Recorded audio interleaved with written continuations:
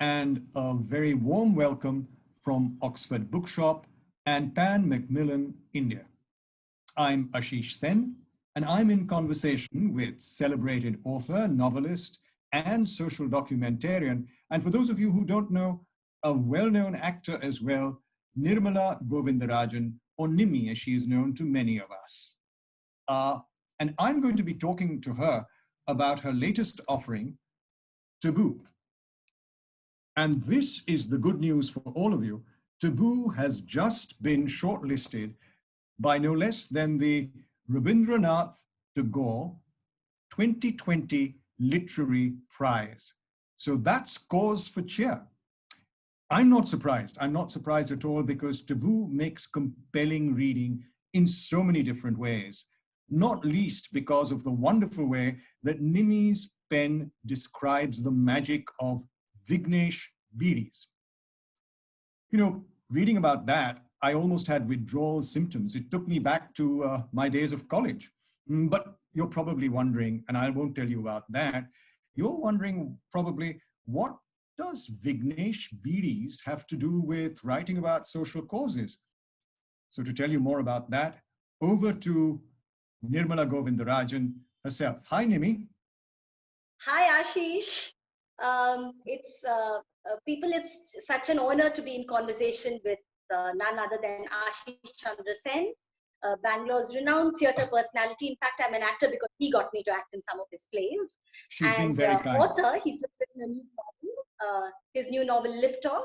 And of course, a very well-known community radio practitioner. Thanks, Ashish. And Thank so as with the lockdown, Yes, with the well, lockdown, I it's wanted to ask you, first let me tell you, I've co-authored Liftoff, and Liftoff is actually about a very, very celebrated, wonderful person called Hema Hattangadi and a corporate trajectory of an organization called Conserve, and I've co-authored it with Hema Hattangadi. But more about Taboo, Nimi. Tell me, before we get to talking about Taboo, how's the lockdown been treating you and your writing? well, writing is going at a snail's pace. I mean, but sort of moving because there's this new book inside me which has taken shape. And since, as you know, I'm accustomed to writing at cafes, especially Koshis, Mhm. I need that momentum and that atmosphere to do it. But then I'm going at it so that it doesn't, the idea grows, and it's making quite decent, steady progress at this point because I put in some effort earlier. But then now it's moving at a faster pace. How's it going for you? Oh, it's like I said, I'm in apart from liftoff, and we're still trying to see how, because, how to actually enable liftoff to go to scale. I have a copy for you now that the lockdown has unlocked down, is beginning to unlock down. It's hopefully going to augur well for this future. But so much for food for thought, about food for thought. During the lockdown, let me ask you, what were you doing in terms of cooking?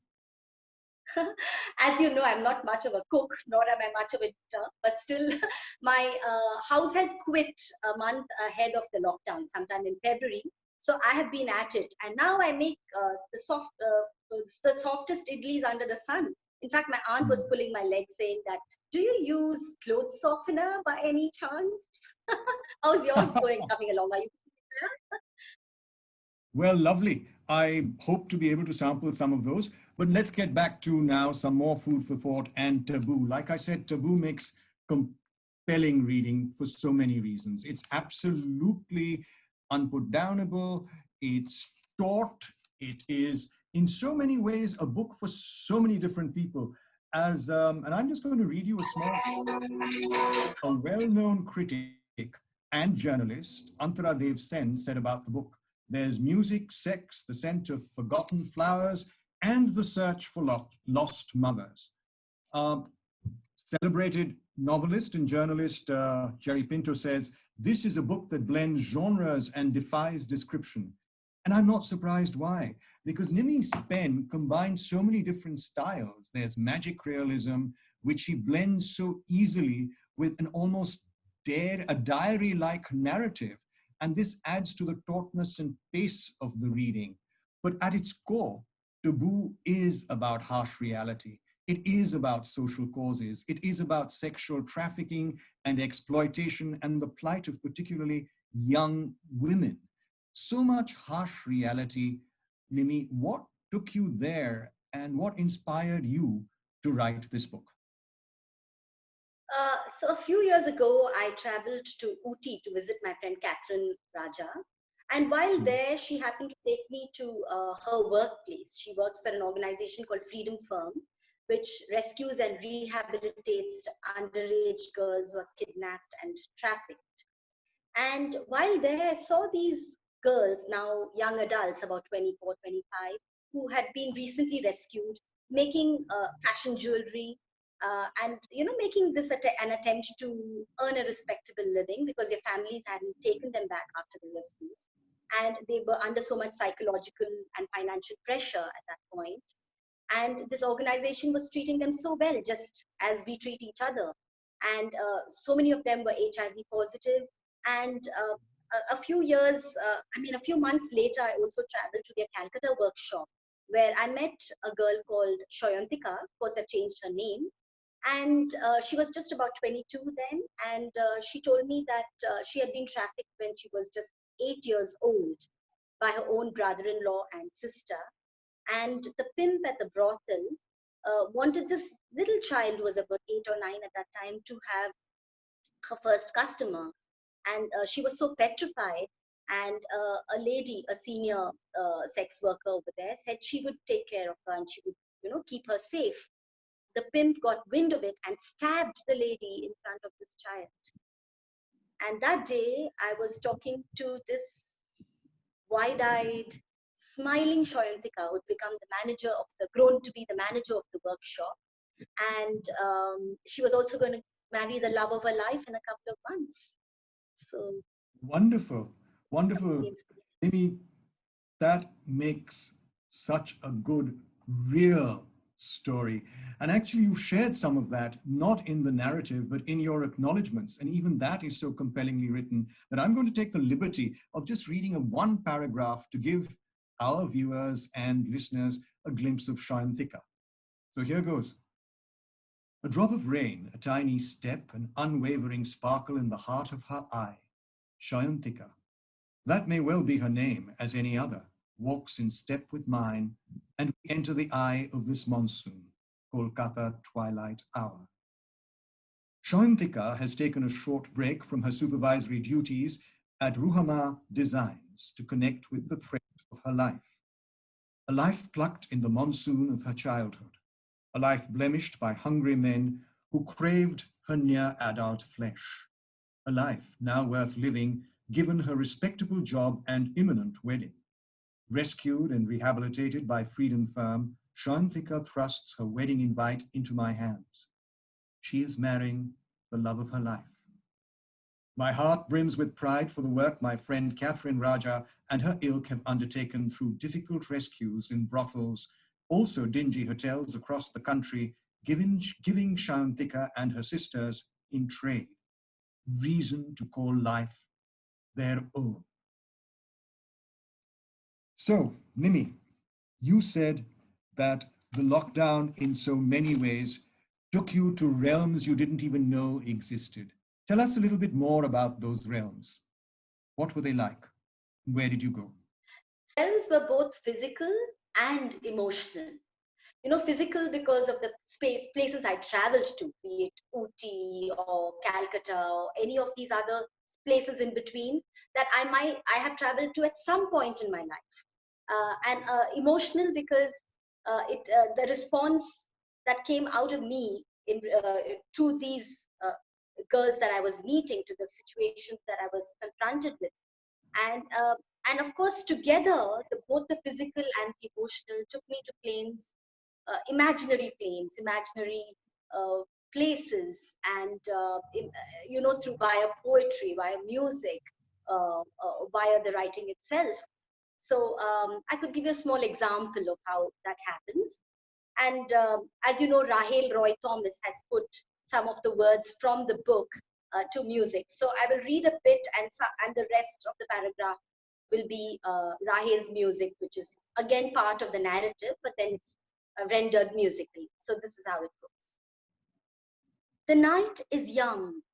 The lady who is transported to a land of reverie by the butter-cool voice and the fragrance of the not-so-distant Neelakurunji flowers croons a dreamy poem she has made up on the spot. She croons to the scale of F major with her lipstick red mouth. Neelakurunji, blue flowers of the Queen Mountain, dress the slopes of Uttarakhand. These flowers are blossoming in unison every 12 years. These flowers have a musical dent. They resound in the mountain range with a tender lilt of purple. This tender lilt, a soft rock song. This song, oh so groovy, eh?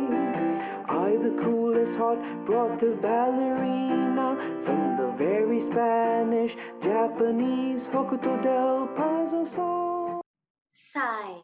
The eye-feeling lady has fallen asleep, that too with her azul eyes closed.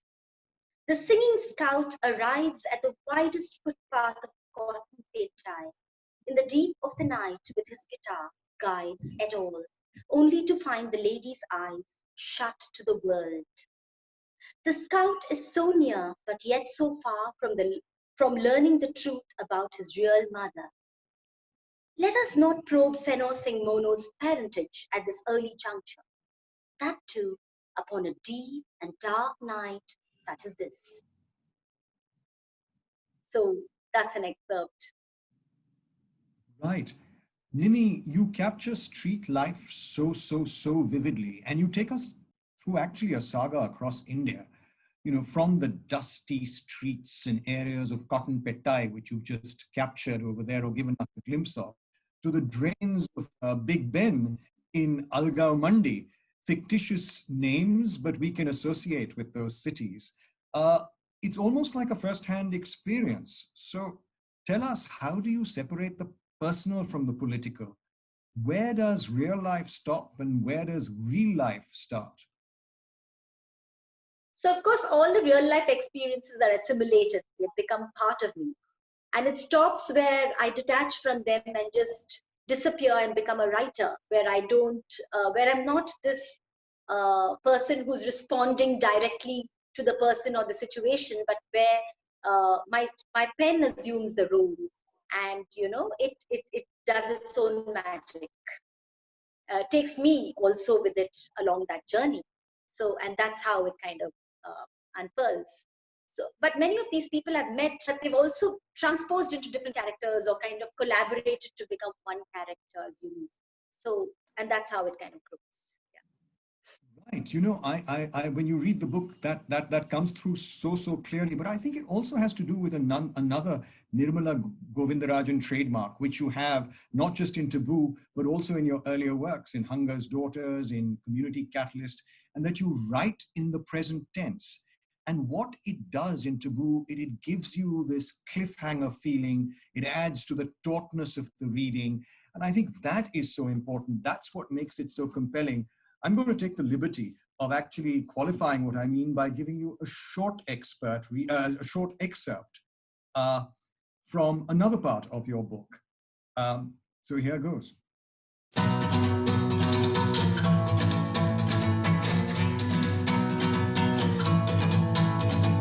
Utterly impatient, patient people running amok, people colliding into each other over and over again, people screaming, people gesticulating,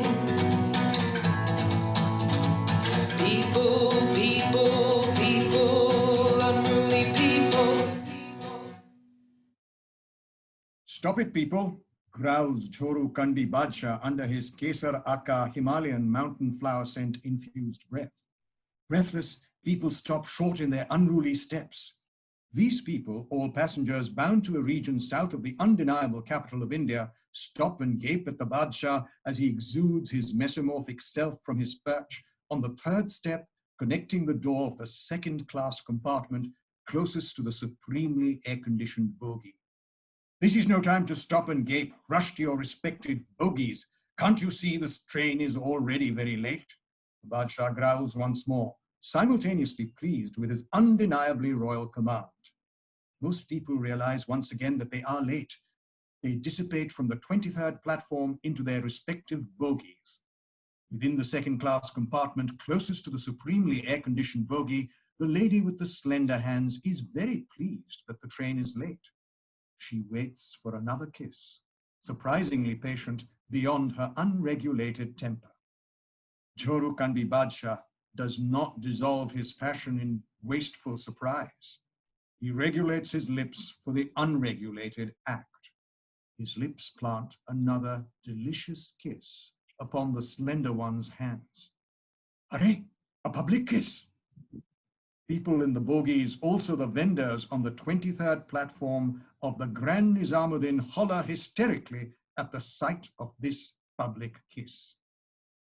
So writing in the present, and in the present tense, I think lends a lot to this tautness and this unputdownable feeling that we all get. I think it adds to the flavor hugely.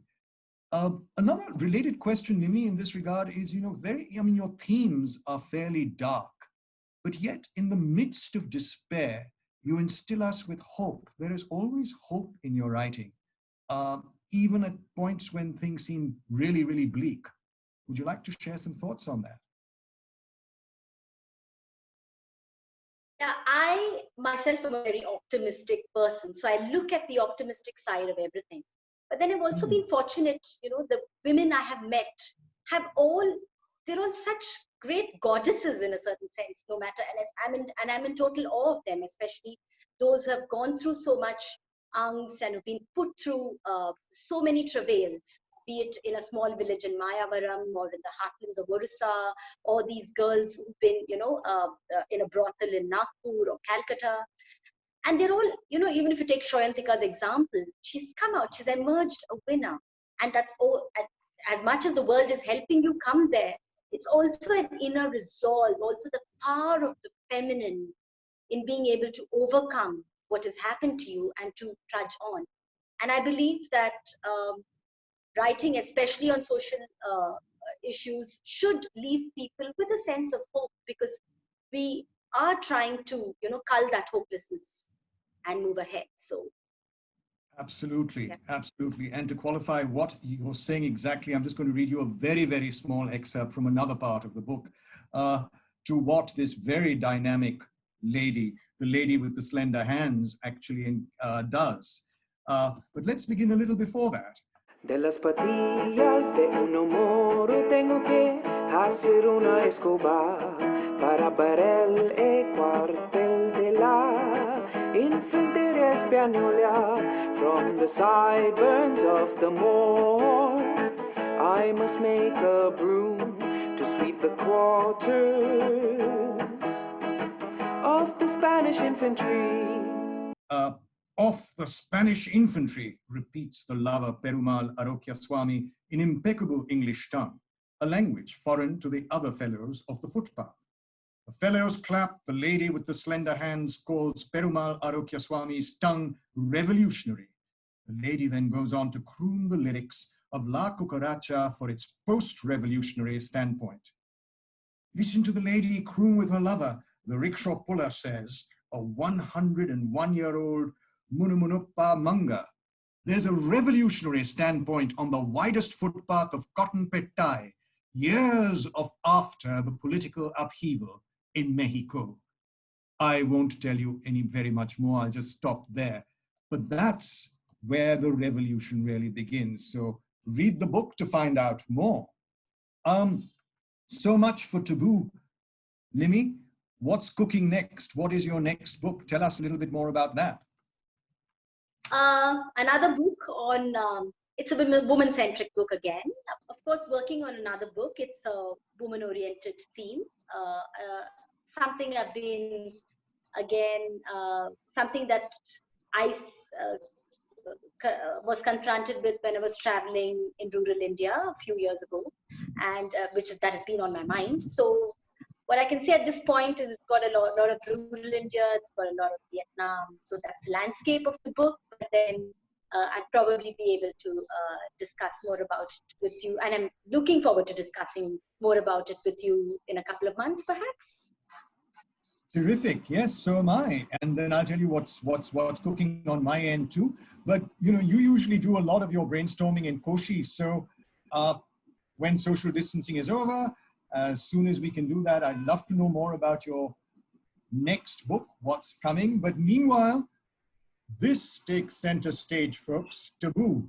It's been wonderful talking with you, Nimi, once again. Thank you for this Oxford Bookshop and Pan Macmillan India. And to all our viewers and listeners, thank you. This is Ashish Sen signing off with Nirmala Govindarajan. Thank you, Ashish. Thank you, Oxford Bookstore, Pan Macmillan, and Ashish. Thank you so much.